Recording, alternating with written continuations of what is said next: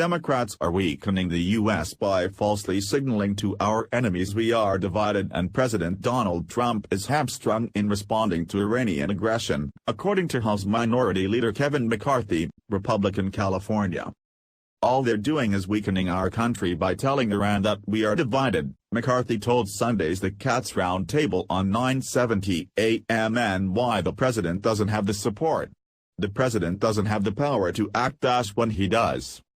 McCarthy's comments to host John Catsimatidis came in rebuke to the War Powers Act resolution passed in the House late this week, reacting to the removal of U.S.-designated terrorist group leader Qasem Soleimani. It was a defense. The president has all the right to do it, McCarthy told Catsimatidis.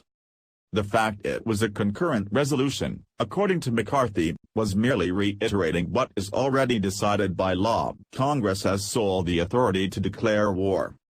A concurrent resolution, which is non-binding, has no power whatsoever, he said, adding it equates to all but 8 House Democrats and 3 Republicans, lying to the American people like they're doing something.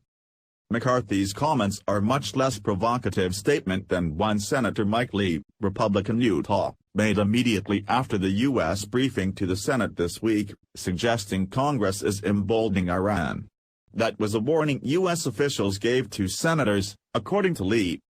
Probably the worst briefing I've seen, at least on a military issue, in the 9 years I've served in the United States Senate, Lee told reporters.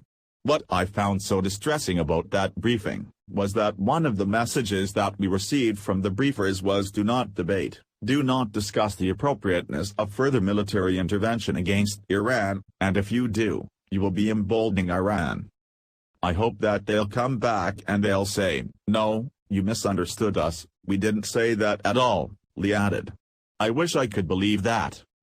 In myriad media appearances since, including Sunday, Lee has not repeated this claim he made about the briefers, which include the Secretary of State, Acting Director of National Intelligence, Acting National Security Advisor, and Defense Secretary.